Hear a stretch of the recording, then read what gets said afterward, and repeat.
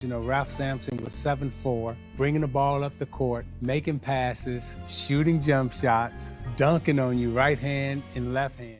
I ended up losing to Larry Bird and the Celtics in 6 in the finals. You was part of a legendary fight. You punched a 6'1" guy? When? He said, he said which one? You can show that one. Okay, it's good. Jerry, how you say his name? Jerry Sitchin? Jerry gets smacked in the mouth. NBA legends brutally exposed Ralph Sampson, not just once, not just twice, but systematically, repeatedly on the biggest stage in basketball. This is the story of how the greatest players of an era dismantled a 7'4" giant piece by piece. Ralph Sampson was supposed to be the future. At 7 feet 4 inches tall, he could handle the ball like a guard and shoot like a forward. He was the first overall pick in 1983. He called himself Ralph the First, refusing comparisons to anyone. The Houston Rockets paired him with Hakeem Olajuwon to create the Twin Towers, a front court that should have dominated for a decade. But there was a problem. The 1980s NBA was not built for finesse. It was built for war. Guards handled the ball. Big men battled in the paint. They threw elbows. They fought for position. Sampson wanted to play differently. He wanted to shoot from the perimeter. He wanted to avoid the dirty work. The legends of the era saw this immediately. They did not see evolution. They saw avoidance. They saw weakness. They saw a target. Bill Laimbeer saw it first. Laimbeer was the enforcer of the Detroit Pistons bad boys. His approach was simple. Physical intimidation creates mental fragility. When he looked at Ralph Sampson, he saw a player who could be broken. Laimbeer told everyone who would listen that Sampson was soft for his size. In an era where toughness was everything, this label was devastating. But the exposure did not start in the NBA. It started during his recruitment. Isaiah Thomas traced Sampson's professional problems back to his college choice. In 1979, Sampson was the most wanted high school player in America. North Carolina and Kentucky came calling, programs known for intense competition and brutal preparation. Then he chose Virginia. Critics like Thomas saw this as revealing. His choice was seen as staying comfortable rather than seeking the toughest path. Thomas linked this decision to everything that came later. Championship toughness is built through adversity. By choosing a program where he could dominate without daily grinding competition, Sampson arrived in the NBA with immense talent but a glass jaw for pressure. Thomas would later compare Sampson to Giannis Antetokounmpo, but there was a critical difference. Giannis developed killer instinct. Sampson remained a gentle giant, a league taken over by assassins. The 1986 NBA Finals proved Thomas right. The Houston Rockets faced the Boston Celtics. The Celtics' front line of Robert Parrish, Kevin McHale, and Bill Walton pounded Sampson every possession, frustration built with every uncalled foul. Then in Game 5, Sampson snapped. He threw a punch at Jerry Sichting, a 6'1" backup guard. Sichting was 15 inches shorter. The punch looked less like dominance and more like loss of control. The optics were catastrophic. Bill Laimbeer and his peers saw exactly what they expected: a giant rattled by a gnat. Instead of intimidating Boston, Sampson got himself ejected. The Rockets lost their most important weapon. The soft label, whispered for years, was now screaming from every arena in America. Sampson had proven he could be manipulated emotionally. Worse, he had done it against the smallest player on the floor.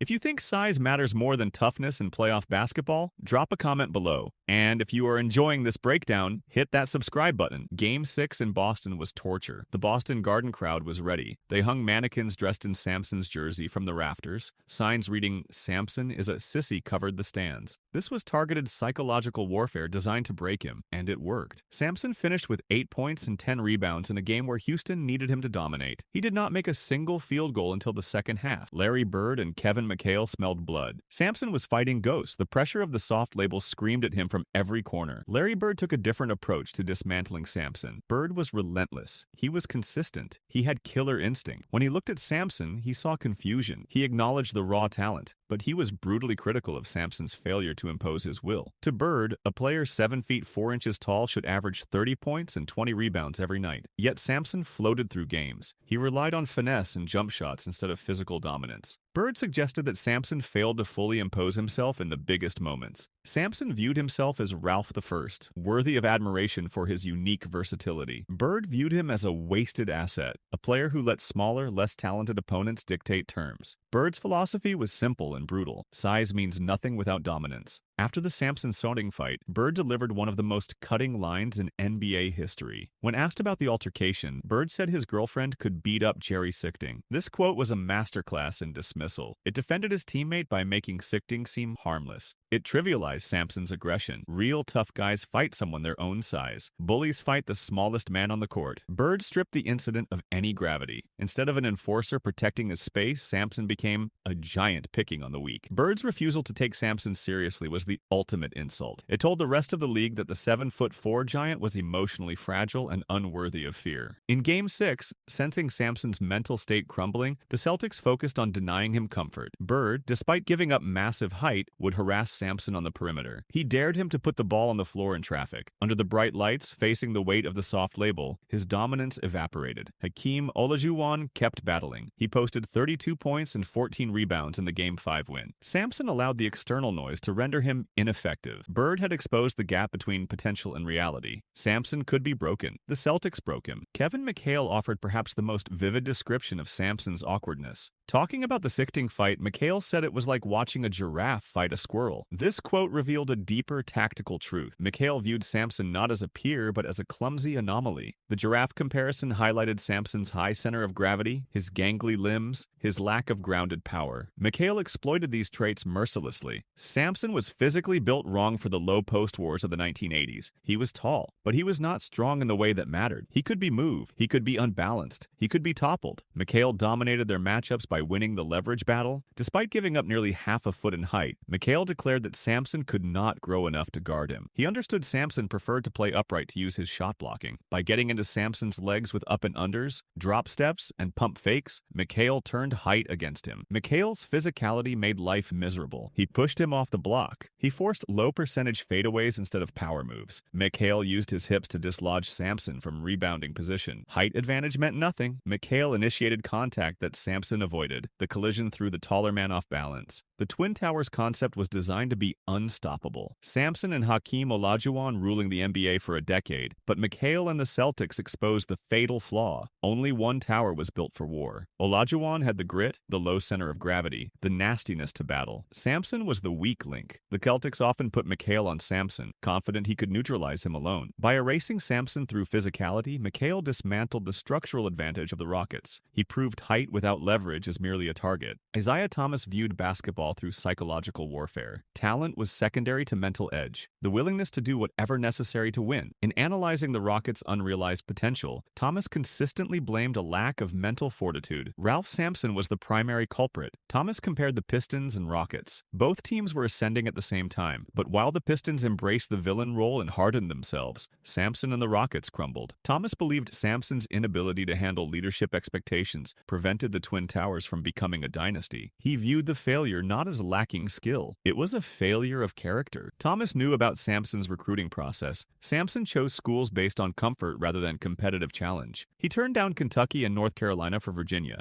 Thomas, recruited by the intense Bob Knight, viewed this as choosing the path of least resistance. This perception informed how the Pistons attacked Sampson. They believed if you hit him hard enough, he would fold. The Bad Boys ethos was built partly on exposing players like Sampson, who they believed had been coddled. Thomas compared Giannis Antetokounmpo to Sampson, but the crucial difference was mentality. Giannis developed the killer instinct that Thomas and his era prized. Sampson remained gentle. Thomas suggested Sampson's failure was not capability. He had tools to be the greatest ever. It was failure of self-imposition. He did not demand the ball. He did not demand the win. He allowed external narratives to penetrate his focus. To Thomas, a player with Sampson's tools who failed to win a ring was a leadership failure. Dennis Rodman was the ultimate agent of chaos. Early interactions with Sampson were defined by constant agitation. Rodman, significantly smaller at 6'7", used his relentless motor to unsettle the Rockets star. His strategy was invading personal space. He framed Sampson as emotionally vulnerable. Rodman crashed the glass relentlessly. He put a body on Sampson every time a shot went up. This constant disruption wore Sampson down. Sampson wanted a basketball game. Rodman wanted a street fight. By refusing to let Sampson exist comfortably, Rodman proved energy and agitation could neutralize size. The exposure was also statistical. Despite the massive height difference, Rodman was a rebounding savant. Sampson's career average of 8.8 rebounds was pedestrian for someone 7'4". Rodman exposed this efficiency gap mercilessly. He showed the league that desire and positioning beat pure height on the glass. His success validated the small ball grit the Pistons championed. Rodman's antics were designed to frustrate. The evidence suggests it worked. Sampson's focus drifted, his frustration mounted, his impact waned. Rodman averaged 13.1 rebounds per game in his career, nearly 50% more than Sampson despite being 9 inches shorter. The contrast between the Pistons and Rockets was the defining philosophical clash of the late 80s. The Pistons were a defensive wall designed to break opponents' will. The Rockets, relying on elegance, were viewed as pretty but breakable. Rodman's role was disrupting rhythm. By fronting the post and turning games into chaos, Rodman neutralized height. He proved Sampson could be beaten not by reaching higher but by playing lower and harder. The Bad Boys' ethos was that if you made Sampson uncomfortable, he would check out mentally. Rodman was the primary instrument of this discomfort. The combined efforts of these legends created a narrative gravity Ralph Sampson could not escape. Once the soft label was attached, every action was viewed through that lens. When he played with finesse, critics saw a player afraid of contact. When he fought back against Sichting, it was dismissed as fake toughness. When he was injured, it was unfairly linked to lack of willingness to play through pain. This narrative likely impacted officiating too. Referees were less likely to give Sampson benefit of doubt. Defenders could rough him up with impunity. Sampson was constantly compared to centers he was supposed to surpass. Kareem Abdul-Jabbar with his longevity and unstoppable skyhook. His teammate Hakeem Olajuwon with ferocity of a prizefighter. Sampson had tools of both, but the demeanor of neither. The league's legends adjusted quickly. They realized you could not stop Hakeem because of his motor and ferocity, but you could break Sampson. This split of the Twin Towers was the key to the Rockets' eventual collapse. The legends of the 80s did not fear height. They feared heart. They respected Hakeem's heart. They questioned Sampson's. Would Ralph Sampson survive in today's NBA? Drop your thoughts in the comments. His style might fit better now, but would his mentality hold up? Let me know what you think. The tragedy of Ralph Sampson is not just that his body failed him. Injuries to his knees and back were the ultimate executioners. The tragedy is that his psyche was dissected by the sharpest, competitive minds of his generation before his body gave out. Bill Laimbeer proved a giant could be bullied. Intimidation was valid strategy against superior talent. Larry Bird stripped away the fear factor. He exposed inconsistency in the finals crucible. Kevin McHale physically dominated him. He exposed the inability to hold ground against true technicians.